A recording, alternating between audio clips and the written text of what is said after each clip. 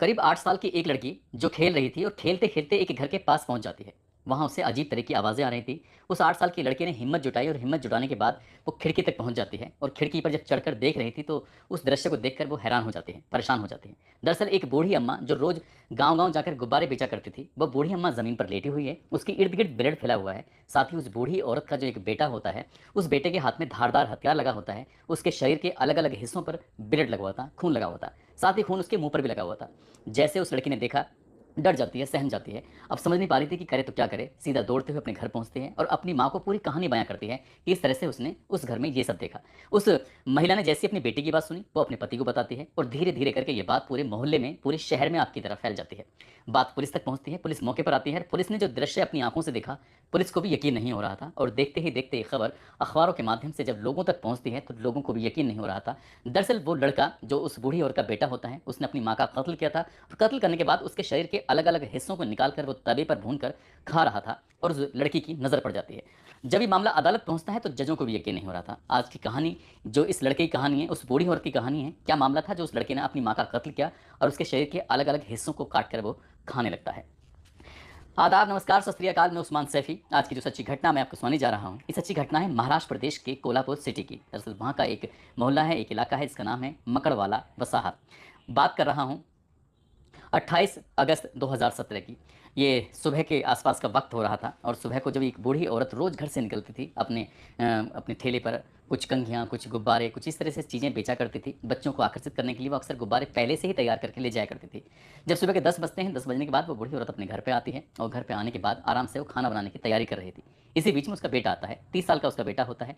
उस बेटे के जो बच्चे होते हैं, उसकी बीवी होती है, वो घर में रोज़-रोज़ के कलेश की वजह से वो उसे छोड़-छाड़ कर चले जाते हैं। घर के अंदर सिर्फ़ 2 ही सदस्य रहते हैं, माँ और बेटा। माँ का नाम होता है यल्लावा रामा कुचकोर्बी और बेटे का नाम होता है सुनील रामा कुचकोर्बी। दरअसल सुनील की उम्र लगभग 30 साल के आसपास होती है और माँ की उम्र लगभग 60 साल के आसपास होती है। माँ जब अभी बाज़ार में गाँव-गाँव जब सामान बेचकर 10 बजे के आसपास वापस लौट कर आती है, तो बेटा भी आता है पीछे से और माँ से कहता है कि माँ, मुझे कुछ पैसे दे दो, मुझे शराब पिलानी है। माँ मना कर देती है कि आज कोई बिक्री नहीं हुई है, आज कुछ पैसे नहीं हैं, इसलिए आज तुम्हें कोई पैसे नहीं मिलेंगे। इसी बात को देखते हुए माँ और बेटे में बहुत देर तक कहा-सुनी होती है। माँ कहती है कि तुम्हें अगर पैसे की इतनी ही ज़रूरत है, तुम्हें अगर नशे की इतनी ही ज़रूरत है, तो घर से निकला करो कुछ कमाने के लिए। बाहर जाओ, कुछ कमाओ, जो चाहे तुम वो कर सकते हो। मुझसे ऐसी बातें क्यों करते हो? वो विधवा औरत होती है, थोड़ी बहुत उसको पेंशन मिलती है और बाकी जो उसका खर्च चलता है, वो सामान-वामान बेच-बाच कर अपना ज़िंदगी की गुज़र-बसर करती है। लेकिन बेटा जब ज़्यादा लड़ने लगता है, झगड़ने लगता है, तो इस घर से अक्सर चीखने की, चिल्लाने की, रोने की आवाज़ें आया करती हैं। वो बूढ़ी अम्मा करे तो क्या करे? आस-पास के लोगों को भी आदत पड़ जाती है कि रोज़-रोज़ के झगड़े हैं, रोज़-रोज़ के फ़साद हैं। कुछ देर लड़ाई-झगड़ा होता है, वो लड़का गुस्से से अपने घर से बाहर निकल जाता है। बाहर निकलने के बाद जब दोपहर के लगभग 1 बज जाते हैं, ये 28 अगस्त 2017 के दोपहर के लगभग 1 बजे के आस-पास का वाक़या है। वो लड़का वापस घर में आता है। घर में आने के बाद फिर से माँ से कुछ कहा-सुनी होती है, रोटी माँगता है। रोटी उस वक़्त जो बनाई थी माँ ने वो खा चुकी थी, थोड़ी बहुत रोटी थी, उसे वो पसंद नहीं आती। इसी बीच में फिर से कहा-सुनी होती है और वो गुस्से में जाता है सीधा रसोई में।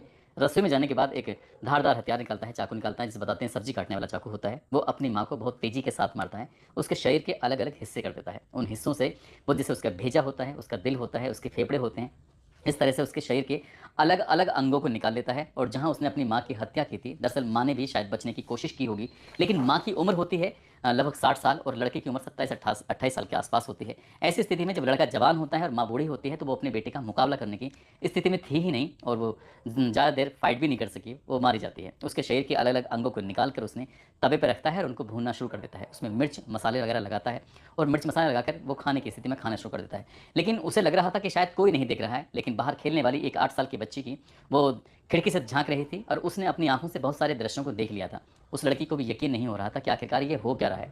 तुरंत ही वो दौड़ते हुए घर जाती है लड़की, घर जाने के बाद अपनी माँ से बताती है और वो उसकी माँ अपने पति से और ये देखते ही देखते पूरे मोहल्ले में खबर आग की तरह फैल जाती है।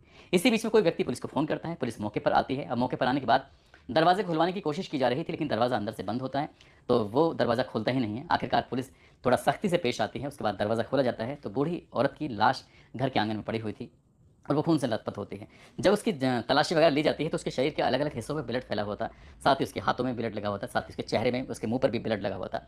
और तवे पर कुछ ऐसी चीज़ें जो मानव के अंग बताए जाते हैं, वो उनकी सिकाई कर रहा था उसमें नमक, मिर्च, मसाले वगैरह लगाने के बाद। बाकी कुछ हिस्से ऐसे थे जो उसने रसोई के अंदर ही रखे हुए थे। माँ के जब शरीर को देखा जाता है तो उसके शरीर में से भेजा, दिल, इस तरह के जो कुछ मानव अंग होते हैं, वो गायब थे।